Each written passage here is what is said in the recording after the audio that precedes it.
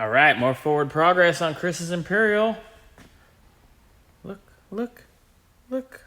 Ooh, oh, there it is. Carburetor assembled, ready to go. Had to swap out that rear fuel bowl.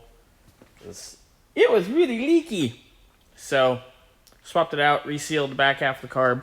We just rebuilt this carb like 8-9 months ago. So, didn't need to go through the whole thing. Just need to take care of where it was leaking. So we got that done. We're going to be putting that on.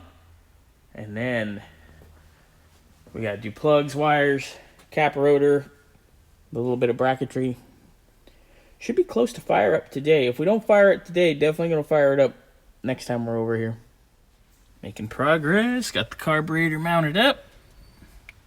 Looking good. We still got to route our vacuum lines. Working on our plug wires right now. Got our brand new cap and rotor in. Installed our brace. Going from the compressor to the intake manifold.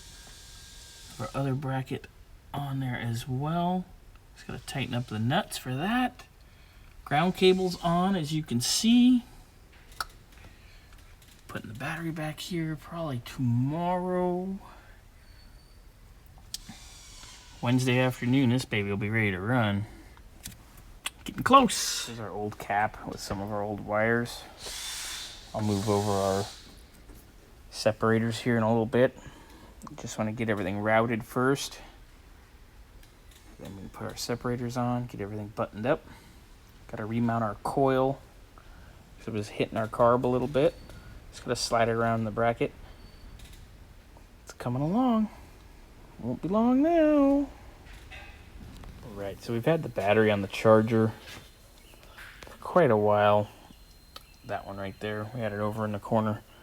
Put it in the car and it cranked over maybe half a crank and then proceeded to not crank. It's at voltage. I'm pretty sure it's going to load test rather lousy. Cold cranking amps are 810 on here. So here we go.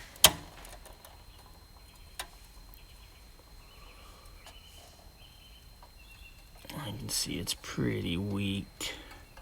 It's right on the cusp. But let's let her charge and see. But we may have to replace it.